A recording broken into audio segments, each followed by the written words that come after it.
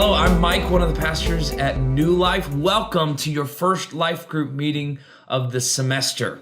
So you're sitting in a room right now with a bunch of people. Maybe you've known these people for years, or maybe you're meeting them for the first time tonight. Either way, you've taken an intentional step to prioritize circles, communities in your life. And I'm praying that this life group will be a great experience for you. Like most things in life, you'll get out of it what you put into it. So I want to share with you a few tips to help you make this group a great experience for everyone in your group. The first thing is to arrive on time. Your leader is prepared in advance to fit all they need into a designed time frame so you can all get home at a reasonable time. Arriving on time helps them stick to their schedule. Second is participate. Your leader prepares before each meeting, and so can you. So what does that look like? Attend Sunday morning services to hear the sermon, because most of our conversations will revolve around that sermon. And if you can't make it, watch the sermon online after. Look over the discussion guide questions and fill out the answers so you'll be able to be ready to discuss them with your group at your meetings. Attend as many meetings as you can, and if you have to be absent, let your leader know ahead of time that you're going to be gone. The semester is 10 weeks long, so commit today to make this time a priority. Number 3 is be honest. Don't pretend your life is perfect and you've got it all together. None of us do. This group is a place of non-judgmental conversation. So feel free to be real. And also along with this, I would say keep things confidential. Our goal is to encourage each other, not to report everything about the lives of the people in our group to all of our other friends. What is shared in your group stays in your group, and don't use prayer requests as an excuse to gossip. Last but certainly not least is have fun. We serve an awesome God who loves us unconditionally. We have reason to celebrate. Enjoy these next 10 weeks with your group. Take time to throw parties and play games and tell funny stories, but have fun. We talk a lot at New Life about table communities. It's the idea that we center our life groups on. Did you know that 60 years ago, the average dinner time was 90 minutes? Today, it's less than 12 minutes. In many families, dinner time has been replaced by McDonald's on the way to the kids' games, sandwiches in front of the TV, or a lonely meal at the bar. And don't get me wrong, you can have a very successful dinner time experience at Subway and a completely worthless dinner time experience at home around the table as you all play games on your phones. But did you know that the greatest predictor of academic success in high school and in college is this? How many times each week did you eat at the table with your family? They can ask that question and know how successful a kid is going to be in a class. That's because there is power in the table. So today I want to give you 4 things that make the table so powerful. And I'm not talking about actual tables. I'm talking about circles or groups. I'm talking about the circles and groups that most of you are sitting in right now. So when I say table, I'm talking metaphorically. Today I want to give you 4 things that make tables or circles so powerful. And I'm going to try to go through them pretty fast, so keep up. Why is the table so powerful?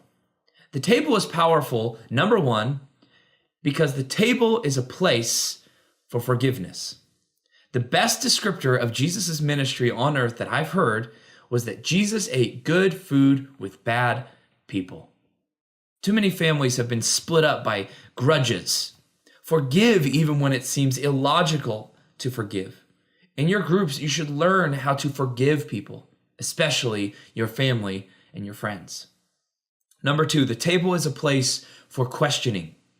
Did you know that one of the requirements of the Jewish table is that if you have questions about your faith, you are required to ask them? They believe this so strongly that their faith can stand up to the scrutiny that they hash out any questions or concerns that they have about the Jewish faith together in circles. So usually the table becomes a place of healthy debate where we talk about the things that we don't agree about. Kind of like your Thanksgiving table conversations, I'm guessing, but every day and in our life groups.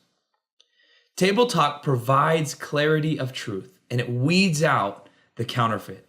When we don't ask the hard questions about what we believe and about what is true, We end up just jumping on the bandwagon of whatever is popular. This happened when Jesus was on earth, when Pilate asked the crowd which prisoner he should release, a convicted thief or a rabbi who legally had done nothing wrong.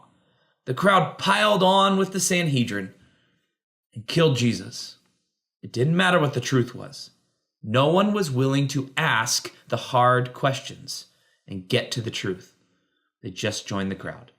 Stop the video here and answer a few questions, and then we will return.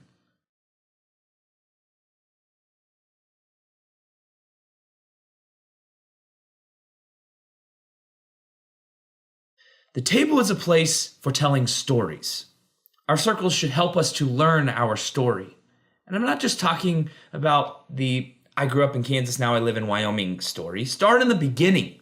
Tell each other about how you were adopted into the family of Adam and Moses and Peter. Tell them your salvation story. Then get more specific. Tell your circle about your background, about your family, your failures, and the lessons you've learned in your life. And number 4, the table is a place for living. Randy Frazee says this: if we hope to be successful in making room for life, we're going to have to rebuild our current lifestyles on a new foundation. We cannot simply pour more money and energy into the paradigm of crowded loneliness. Managing an endless number of disconnected linear relationships is exhausting.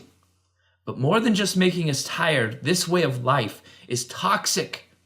We were created with a connection requirement. And if this requirement is not satisfied, we will eventually die.